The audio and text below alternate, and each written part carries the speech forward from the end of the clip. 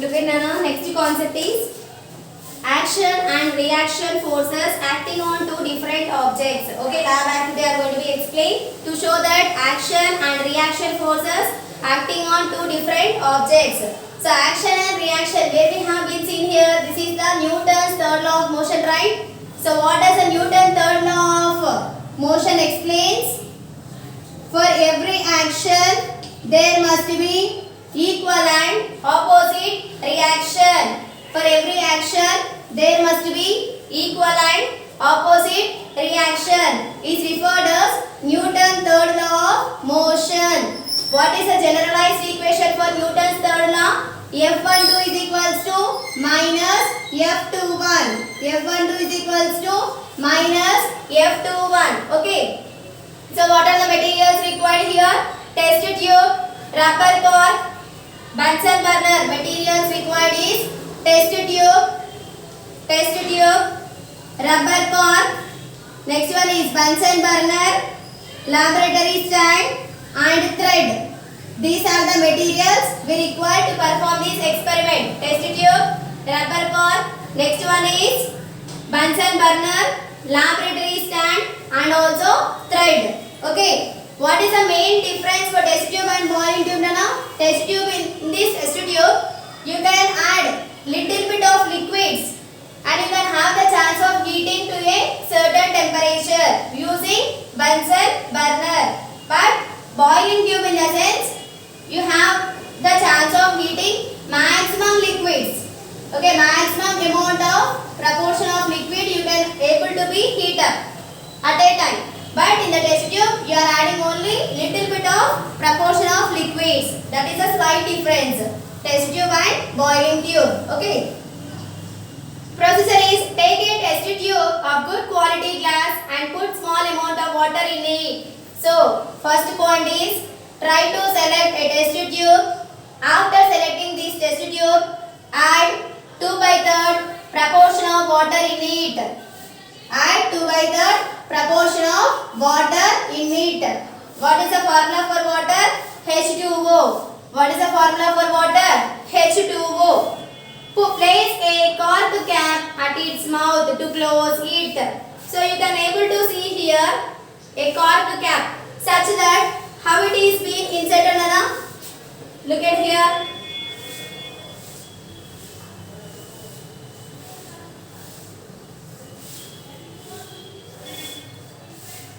Okay, this is supportive stand. This is a test tube, right? So in this selected test tube, I have been added some amount of water. After placing the water, enclose with a cap. Enclose with a cap. Heat the test tube with a Bunsen burner until water vaporizes and cork cap blows out. Now suspend the test tube horizontally with the help of two strings as shown in the figure. These are referred as formula strings, supporting strings to a test tube. To balance this test tube, we are using here strings. Okay. This test tube is arranged horizontal in direction. Horizontal in direction. So, then after, this is Bunsen burner, right? This is Bunsen burner. So now try to heat up this test tube with the help of Bunsen burner. What happens? The heat will be supplied to the test tube and the water is going to be vaporized. The water is going to be vaporized. If you are applying even more amount of heat, ultimately what happens? This heat will be transferred to the entire portion of the test tube and finally the cork cap is begins to be blows out. The cork cap will be blows out. Excess amount of heat అనేది మనం supply చేసినట్టయితే ఏమవుతుంది? Test tube యొక్క cap ఏదైతే edge part లో ఉందో అది blows out అవుతుంది, అంటే పడిపోతుంది, బయటికి రావడం జరుగుతుంది. ఓకేనా? Observe the movement of the test tube when rubber cork cap blows out. Compare the directions of movement of test tube as well as rubber cork cap. Observe the difference in the velocity of the rubber cork cap and that of recoiling test tube. So, whenever you are supplying more amount of heat to the test tube, what happens? The cap, okay, now the edge portion of this cap will be moved to the longer distance and this test tube will be remains constant over with maximum amount of speed the cap will be reaches. ఓకేనా, excess amount of heat supply చేయడం వల్ల ఈ యొక్క cap అనేది బయటికి రావడం జరుగుతుంది. అదే విధంగా ఒక లాంగర్ డిస్టెన్స్ లో పడిపోవడం జరుగుతుంది. దీనికి ఉన్న రబ్బర్ కోర్ కూడా ఏమవుతుంది, it has the chance of moving to a maximum distance. Okay, ఇందులో యాక్షన్ ఏంటిది, whenever you are supplying heat only then the reaction will be takes place. If you are not applying any heat, definitely the water remains constant. No reaction will be takes place. No reaction will be takes place. This is the experiment of what? Action and reaction forces acting on two different objects. Okay now? Action and reaction of forces on two different objects. Next one is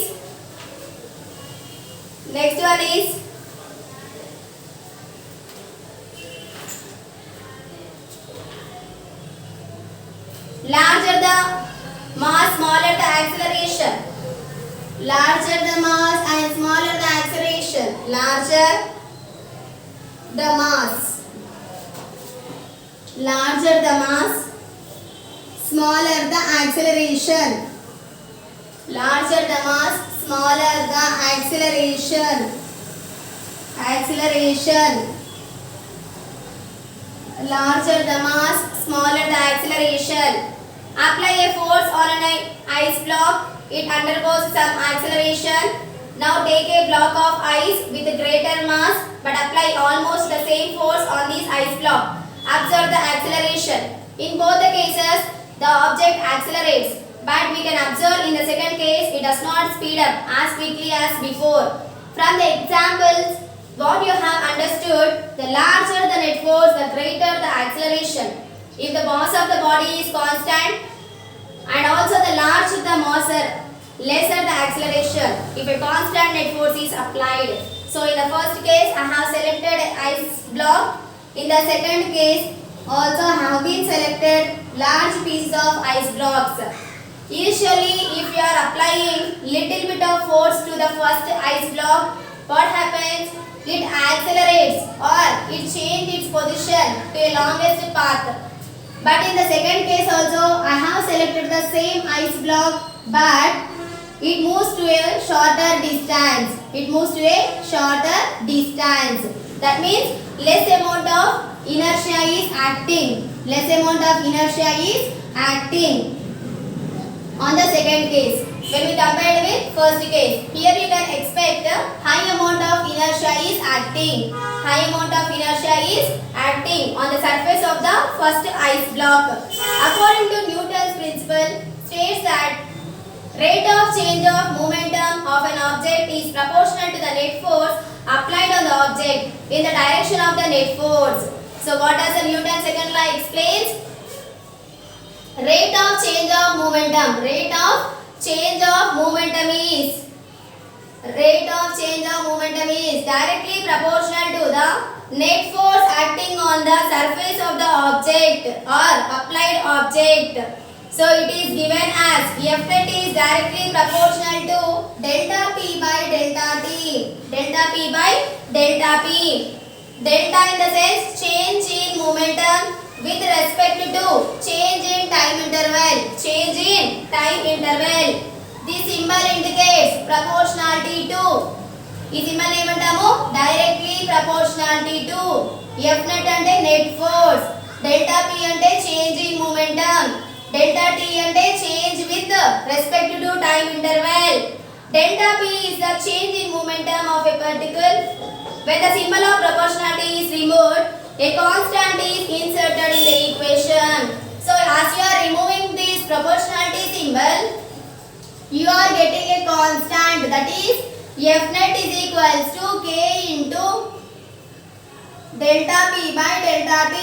Proportionality symbol అనేది మీరు remove చేసినట్లయితే we have to take it as a constant value, that is K.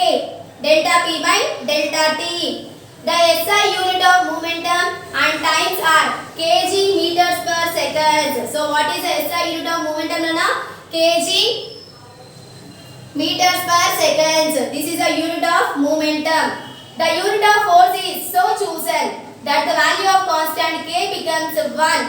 So the value of K K becomes 1 according to Newton's value. According to Newton's value. Therefore, F net is equals to, ఇప్పుడు K value 1 అవుతుంది కదా, 1 into delta P by delta T. So F net is equals to 1 into delta P means delta P by delta T. Delta P by delta T. Okay. So we know that P is equals to M into V. So that delta P is equals to delta M into V. And also we know that one more formula is F net is equals to delta P by delta T. We also know that P is equals to M into V. What is the formula for momentum, Nana? M into V. Now substitute this P value in this equation. F net is equals to delta into M into V by delta T. M into V by delta T. Is it clear? Delta M into V by delta T. Therefore, delta P is equals to delta MV. Delta P is equals to delta M into V. If the mass of the body is constant during its motion, then delta P is equals to M delta V. So this equation can also be written in this format. Delta P is equals to M into delta M delta V. You can write in this format also. Okay. Delta P is equals to M into delta V. If mass of the body is constant, mass is constant. ఒకవేళ mass constant గా ఉన్నట్టయితే this generalized equation will be changes to in this format. M అనేది ముందుకు తీసేసుకొని delta middle లో place చేస్తున్నాము. M into delta V. Okay. Next one. Now we have F net is equals to, what is the formula for F net, Nana? F net is equals to delta P by delta T.